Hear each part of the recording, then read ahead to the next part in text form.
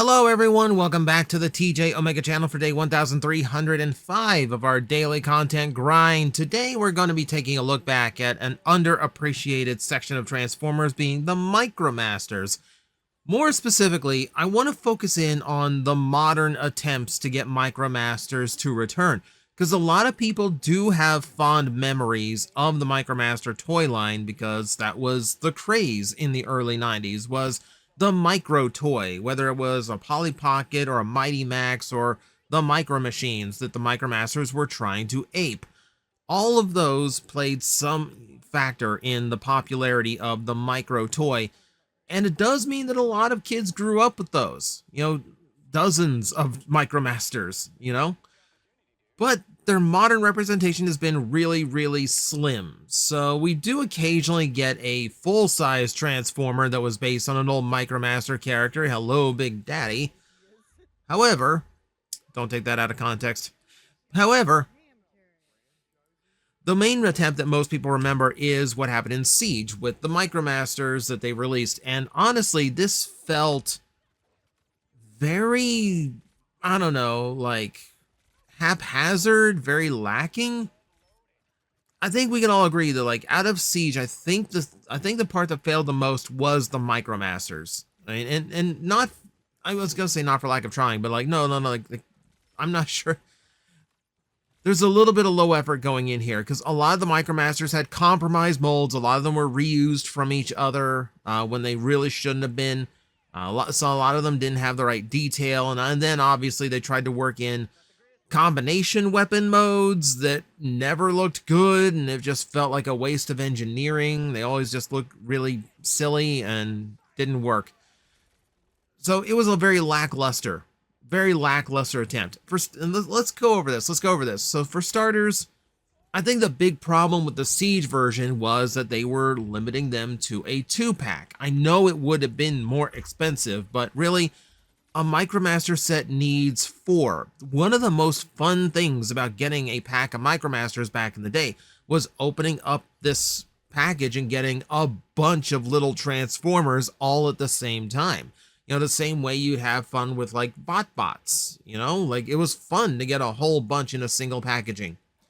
And that was kind of the thing here.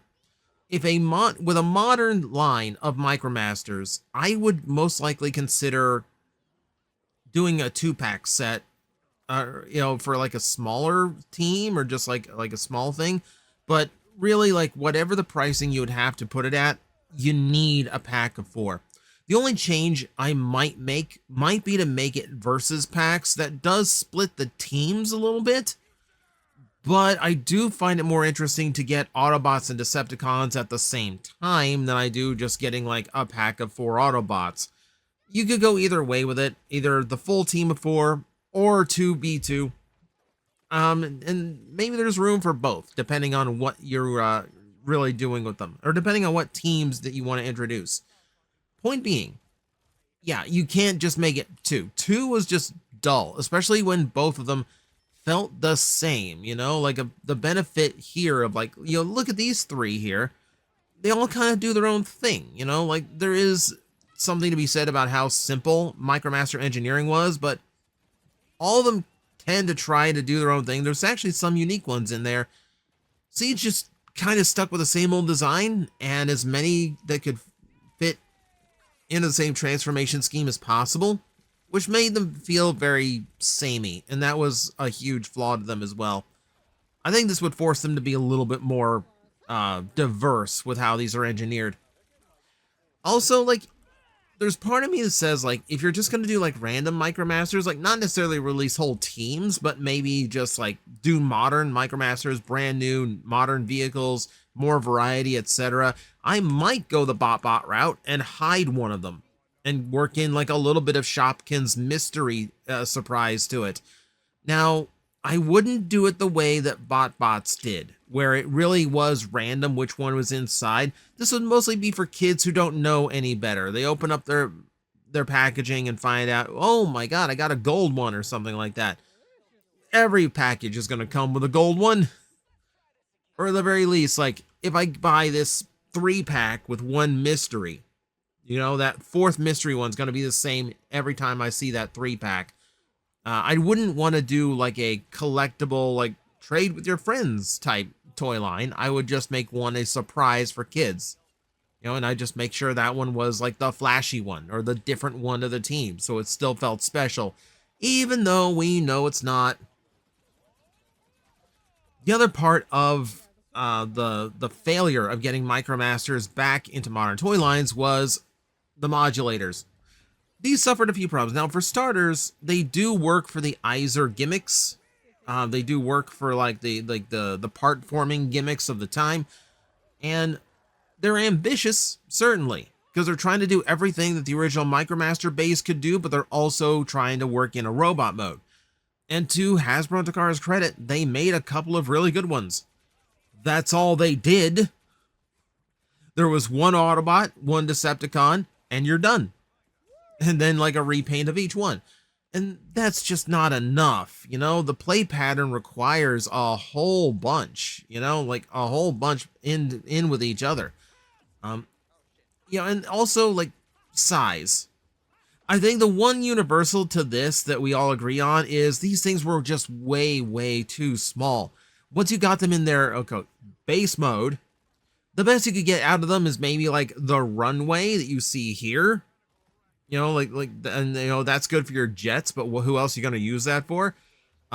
Your other one, like Ironworks, like, okay, you can drive a little Micromaster up on the ramp. It can't go anywhere after that because there isn't any surface space on the figure. But it's kind of like the original, except not.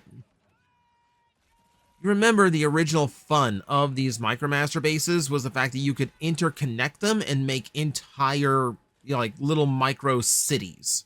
That was the fun of them. So to go without that, that leaves a lot to be desired. That made this an unfortunately kind of dull line. These needed to be Voyager. Plain and simple, these needed to be Voyager. Now, you're never going to work them into generations and make them Voyager size.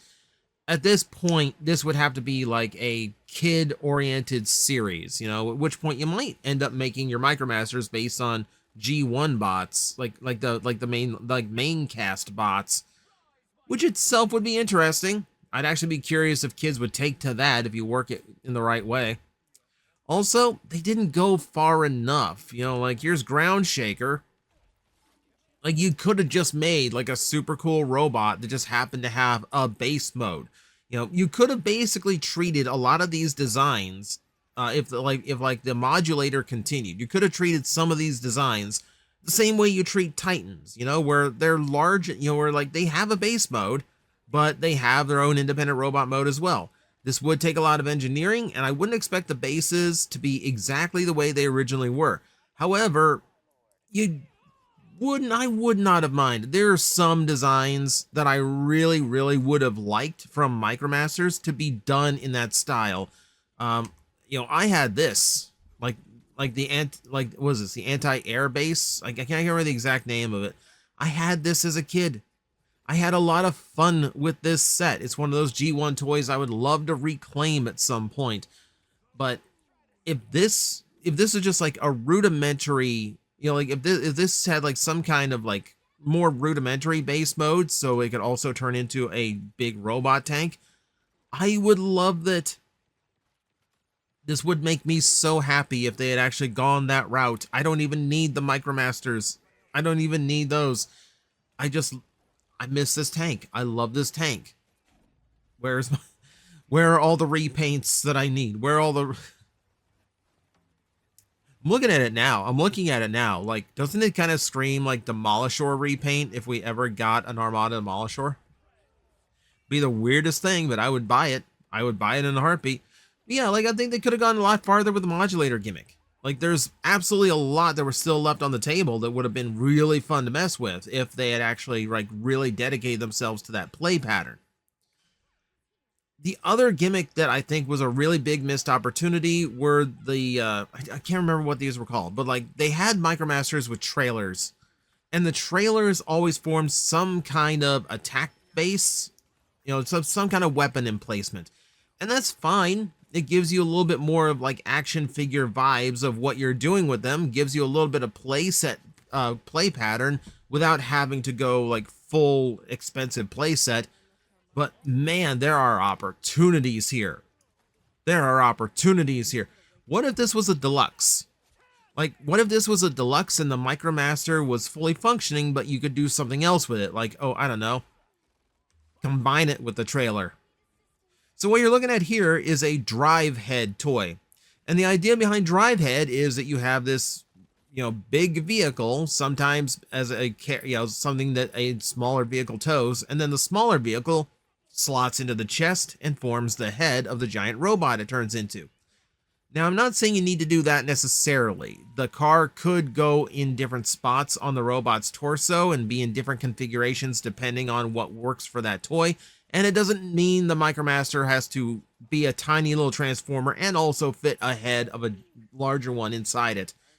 You might want to go something more akin to like a Power Master gimmick where like plugging the right Micromaster in unlocks the head. That would be fun. This is, again, getting farther into, like, this might work as, like, a kid's line, like a Earthspark or an upcoming Cyber World, like, it might have worked for something like that. It would have been fun. It would have been fun. It's a missed opportunity. I think it's a very obvious missed opportunity, because this would have led to some really, really cool and fun possibilities. And yes, we could have gotten a new Erector toy. An Erector toy that could grow. I've been streaming for the last few weeks as Magnetar. My sense of humor is starting to leak out into the YouTube channel, which is not good. We keep it family friendly here.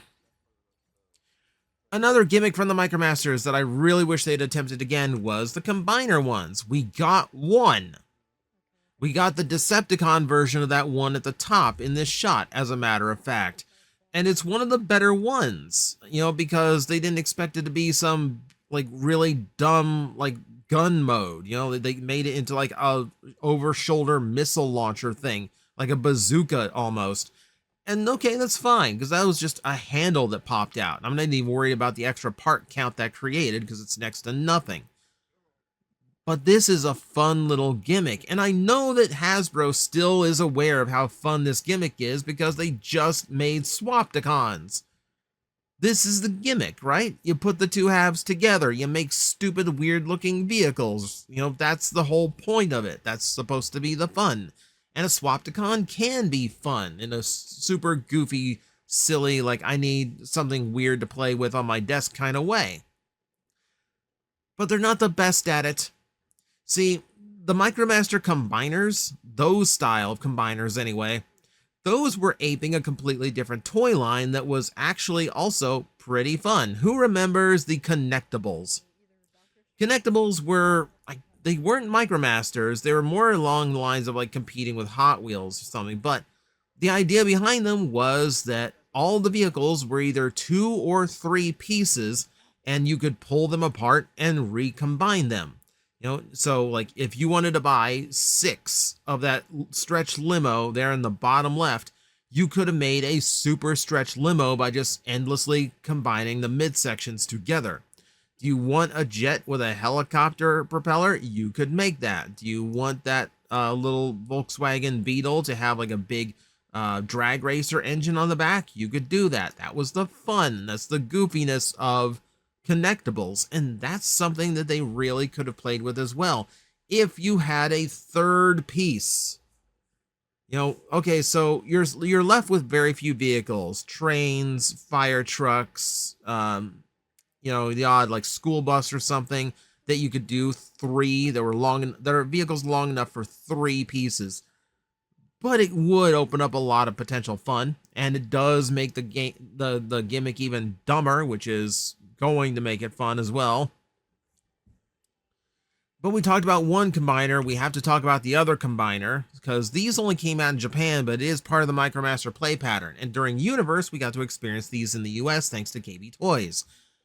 But I think this one seems to be the most obvious, because we're basically doing that now. The weird part is the Micromaster combiners are kind of where the DNA for the modern Legacy and now Age of the Primes combiners come from. because that skeletal combination starts there. You know, all those combiner kibble parts combine into a vehicle that you can actually use a Micromaster in, and then they separate to become basically the framework of the big combiner. You could do the exact same thing now. It could be a large trailer pulled by the Micromasters. It could be a larger vehicle that they can interact with in vehicle or robot mode, depending on what the set is. And yeah, it could basically just turn into this. And yeah, that would pretty much work, because that's pretty much exactly how those combiners worked. You would only get, but you just have to do it at a much smaller size. You know, this would be like a Voyager size toy that your other Micromasters could combine onto. How to distribute those is a little bit weird. You'd have to do like the one that can use it as a play set packs in with it. You'd have to do the 2-pack, and then you'd have to do a 3-pack, or figure out a 5-pack, or just drop a member, because there's always a member that has to end up in the butt and the lower back of the rear. I think most teams could sacrifice that member for the sake of getting this out. So a 4-pack, and then the one extra that, I don't know, forms like the torso, I guess. And then that. And that's pretty much the way you'd have to do it. But again, you get to experience like this size, this play pattern at a much smaller price point, which I think makes for a really good entry point into the larger gimmicks. We could continue on for days about this. There's the gigantic bases that were just big vehicles turned into big bases. You could like mix some kind of thing in there to get a robot mode out of it, I guess. You know, you could potentially get this to work, but like that's just, now we're getting into just repetitive territory of like, I wish they made the bases into robots. The one thing that Micromasters failed to do that made things like Micro Machines so successful and popular, they never quite got the playset factor right. Because they do have those play sets, but they are much smaller, you know, and they're, you know, they rely on connectability with each other in order to get like full, like substantial play sets out of them. Whereas with Micro Machines, you just buy one of these. It looks like a toolbox. It looks like a lunchbox. It looks like an oil can. Whatever it ended up being, you unfold it and you get this massive little play set. Massive little is a weird definition, but you understand where I'm coming from here, right? Because look at how much. This isn't the one ramp. This isn't the one ramp that Ironworks had. Let me look at this. You got a mini Golden Gate Bridge. You know, you've got a tunnel you can go through. You got a spot for your aquatic ones. You got, you know, roads underneath the bridge, buildings to visit. This is crazy. And this is something that Micromasters just never got to have. We do have a potential, and I think this is a easy, and I think this is a fun way to work it in. This is where you need Grandis. Now, I think Grandis needs an overhaul, so he's not just like falling forward in vehicle mode. I feel like you have to redesign his base mode to accommodate something like this. And while you can keep the vehicle mode simple, because it kind of has to be, I would make sure that the robot mode is reworked to be much more animation accurate like this. It's not just a big cube with arms like the original G1 toy was. You put it into the commander size so it scales with some of the larger ones, like it's going to scale with Star Convoy when that comes out. Things like that come to mind. Things like that come to mind. So this is where you work in like a full play set. Like a Grandis is just like opens up everything. It's basically a robot mode that lays down and all of his boxes unfold into a lot of things that interconnect and play around, and you just get this big old fun play set for your miniature toys. Seems like the way to do it for me. Gets a brand new one out there, gets him into the Generations line in a backdoor method, and it provides the one thing that Micromasters never really had, which is just like a big fun thing to run them around on. So that's pretty much it. If you're redoing the entire Micromaster toy line, that is the approach I would take. Take those take those classic gimmicks and just modernize them. There's so many ways you can do it. You could get a very robust toy line out of this, if you really wanted to put in the design and effort, you know, I think it would be a lot of fun. Let me know in the comments below what you thought of the idea. Is this a toy line that you would pick up on? Is this something you would enjoy? Let me know, and as always, I will see you next time. Hello everyone, I am Astral Agent Magnetar, a tokusatsu VTuber, and I am streaming 4 times a week over on Twitch, Monday, Tuesday, and Wednesday afternoons, and a special late night one on late Friday/early Saturday. So come watch, come hang out, and let's make an impact together.